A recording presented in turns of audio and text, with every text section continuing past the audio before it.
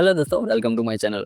Share market में कभी कभी ऐसा होता है कि जो शेयर कल तक आसमान छू रहे होते हैं वो आज अचानक से नीचे आ गिरते हैं। उस टाइम पे हमारे दिमाग में दो ख्याल आते हैं, क्या ये डरने की वजह है या एक अपॉर्चुनिटी है।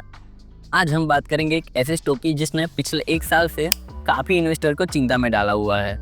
हम बात कर रहे हैं टाटा मोटर्स की। पिछले साल यानी 2024 में ये स्टॉक की प्राइस 1179 अपने ऑल टाइम हाई पर थी और आज मैं जब ये वीडियो 31 जुलाई 2025 को शूट कर रहा हूँ तो ये स्टॉक अभी 665 से 670 के बीच में ट्रेड कर रहा है, यानी सीधे सीधा 43% की गिरावट है। तो क्या इसका मतलब ये है कि कंपनी कमज़ोर हो गई है? बिल्कुल नहीं। इसके पीछे कई ऐसी वजह होती है जो थोड़े समय के लिए होती है, कंपनी उसके बाद वापस कमबैक कर सकती है। तो चलिए दोस्तों, इस वीडियो में हम डिटेल में जानेंगे कि क्यों टाटा मोटर्स का शेयर इतना ज़्यादा गिरा और कैसे टाटा मोटर्स कमबैक कर सकता है। टाटा मोटर्स के शेयर की प्राइस इतनी ज़्यादा क्यों गिर गई, वो जानने से पहले हम फटाफट इसके बड़े आंकड़े देख लेते हैं। जुलाई 2024 में टाटा मोटर्स 1179 अपने ऑल टाइम पीक पे था और जुलाई 2025 में टाटा मोटर के शेयर की प्राइस 665 से लेकर 670 पे ट्रेड कर रही है, यानी मार्केट कैप में 2 लाख करोड़ की गिरावट आई है। यानी पिछले एक साल में जब सेंसेक्स लगभग फ्लैट रहा है तब टाटा मोटर के शेयर की प्राइस 43% गिर गई है। कि इतनी बड़ी गिरावट आई क्यों, इसके पीछे कुछ बड़े रीज़न है। ये वीडियो में आगे बढ़ने से पहले यह जानना जरूरी है कि ये वीडियो सिर्फ इन्फॉर्मेशन और एजुकेशन के पर्पज से बनाई गई है। इस वीडियो को कोई भी इन्वेस्टमेंट एडवाइस मत समझे। कोई भी फैसला लेने से पहले अपने फाइनेंशियल एडवाइजर की सलाह जरूर ले। रीज़न नंबर 1, JLR यानी जैगुआर एंड लैंड रोवर की दिक्कतें। टाटा मोटर की कमाई का बहुत ही बड़ा हिस्सा JLR है। कंपनी की कुल कमाई 71% रेवेन्यू और 79% प्रॉफिट सिर्फ JLR से आते हैं। तो सोचिए दोस्तों, अगर कंपनी का इतना बड़ा हिस्सा सिर्फ कोई एक बिजनेस पे डिपेंड हो और उसमें ही दिक्कतें आए तो उसका इम्पैक्ट उसके शेयर पे दिखना लाजमी ही था। तो चलिए जानते हैं कि JLR अभी क्या क्या प्रॉब्लम फेस कर रहा है। पहला है चीन में डिमांड की भारी कमी। चीन JLR के लिए बहुत ही बड़ा मार्केट है और उसमें गाड़ियों की डिमांड अभी काफ़ी ज़्यादा गिरी है और 2025 के Q4 में चीन में JLR की सेल्स 29% कम हुई है। इसको आप ऐसे मान लो कि Q4 2024 में अगर 100 गाड़ियाँ बिकी थी तो Q4 2025 में सिर्फ 71 गाड़ियाँ बिकी है। दूसरा है अमेरिका में टैरिफ का बढ़ना। अमेरिका ने UK से इंपोर्ट होने वाली गाड़ियों पे 25% टैरिफ लगा दिया है। ये एक टाइप का टैक्स होता है, इसलिए JLR को कुछ समय के लिए अमेरिका में शिपमेंट रोकनी पड़ी थी।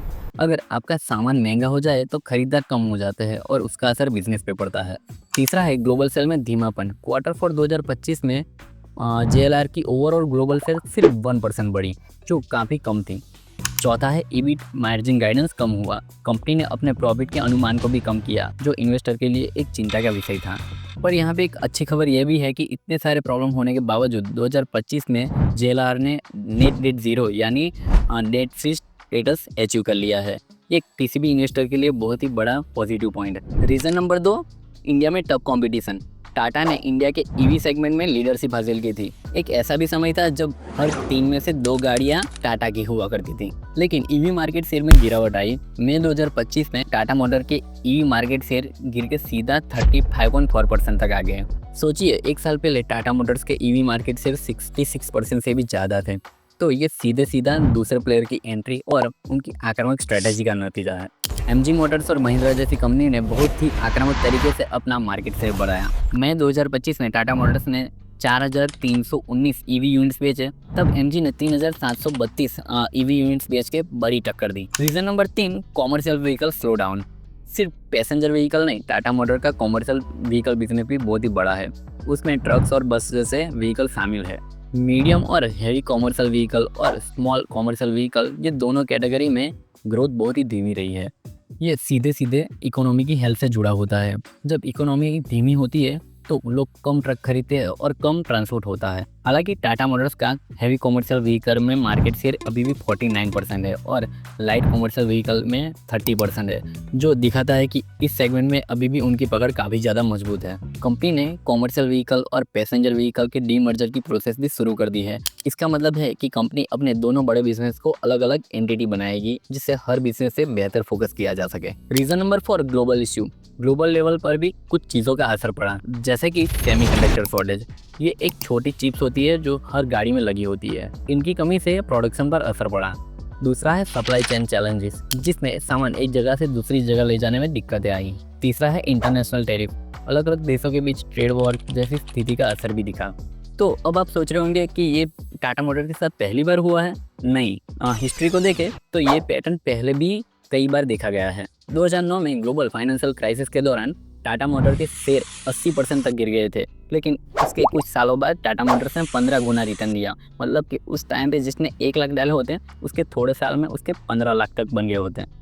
2015-16 और 16 से 20 तक के टाइम पीरियड में भी 70 से 80% तक की गिरावट आई थी, लेकिन हर बार टाटा मोटर्स ने स्ट्रॉन्ग कमबैक किया।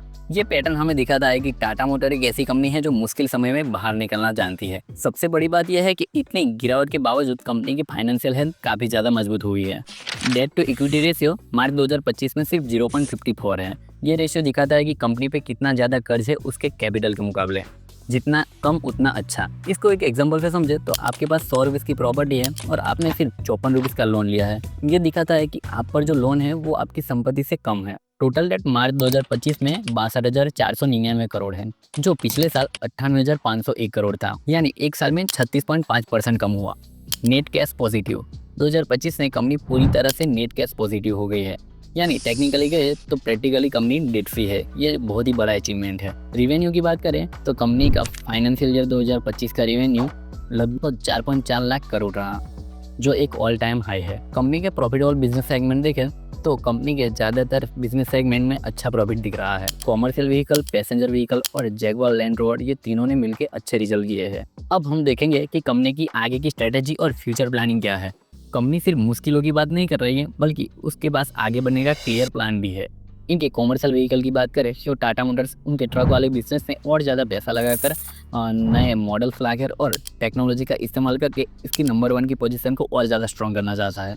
इनके इलेक्ट्रिक व्हीकल सेगमेंट की बात करें तो फाइनेंशियल ईयर 2030 तक ये 16 से 18,000 करोड़ का इन्वेस्टमेंट सिर्फ ईवी सेगमेंट में करने वाले हैं। इनका लक्ष्य है अपने खोए हुए ईवी मार्केट शेयर को वापस पाना।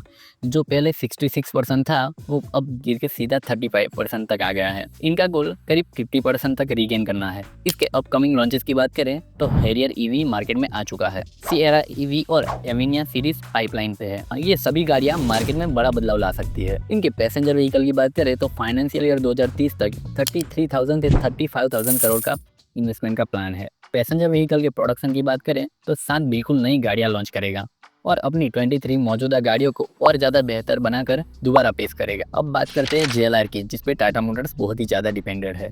इसके रेवेन्यू की बात करें तो फाइनेंशियल ईयर 2021 से 2025 तक इन्होंने 28.9 बिलियन रेवेन्यू जनरेट करके दिया है। 2025 के एंड में रेंज रोवर का इलेक्ट्रिक मॉडल लाने का प्लान था, लेकिन वो पोस्टपोन करके अब 2026 कर दिया है और 2026 तक जैगुआर भी पूरी तरीके से इलेक्ट्रिक हो जाएगा। ये दिखाता है कि JLR फ्यूचर टेक्नोलॉजी पे आगे बढ़ रहा है। JLR अब नेट डेट फ्री हो चुका है, जो बहुत ही बड़ी राहत की बात है। शेयर मार्केट के बड़े बड़े एनालिसिस्ट भी टाटा मोटर्स पे नजर रखे हुए हैं, जिसका टारगेट प्राइस कुछ इस तरीके से है। इन सब का एवरेज टारगेट प्राइस 770 से 800 के बीच में है और अभी का प्राइस 670 है, तो अभी 12 से 18% अपसाइड है। यानी एनालिसिस्ट का मानना है कि शेयर के प्राइस और भी ज़्यादा बढ़ सकते हैं, लेकिन ये सिर्फ एनालिसिस्ट का मानना है, जो ज़रूरी नहीं कि 100% सही हो। अब बात करते हैं कंक्लूजन की। तो टाटा मोटर्स के साथ जो अभी हो रहा है वो एक खराब मौसम की तरह है, जो हमेशा नहीं रहेगा। ये गिरावट कंपनी की किसी अंदरूनी खराबी की वजह से नहीं है, बल्कि ये मार्केट के उतार चढ़ाव की वजह से है। कंपनी का बेस काफ़ी ज़्यादा स्ट्रांग है, जैसे कि इसकी प्रॉफिट और उसका डेट फ्री होना, और कंपनी के मैनेजमेंट के पास इससे बाहर निकालने का एक साफ सुथरा प्लान भी है। अगर हम हिस्ट्री को देखें तो टाटा मोटर्स जब भी उसका शेयर गिरा है तब उसने बड़ा बाउंस बैक करके दिया है। देखा जाए तो medium to long term investor के लिए रिस्क टू रिवॉर्ड काफ़ी ज़्यादा अट्रैक्टिव है, लेकिन शॉर्ट टर्म वायबिलिटी बनी रहेगी। इसीलिए पेशेंस बहुत ज़रूरी है। तो दोस्तों, ये था हमारा टाटा मोटर्स पे पूरा डिटेल एनालिसिस। ये कंटेंट सिर्फ एजुकेशन और इन्फॉर्मेशन के पर्पज से बनाया गया है। तो दोस्तों, अब आप बताइए कि टाटा मोटर्स आपके वॉच लिस्ट में है या आपके पोर्टफोलियो में पहले से शामिल है। क्या ये गिरावट को आप एक मौके की तरह देख रहे हैं या एक टेंशन के रूप में देख रहे हैं? कमेंट में ज़रूर बताना। अगर ये डिटेल एनालिसिस आपको पसंद आया हो तो वीडियो को लाइक करें और अपने फ्रेंड के साथ शेयर ज़रूर करें। मिलते हैं दोस्तों अगले वीडियो में, तब तक के लिए गुड बाय, टेक केयर।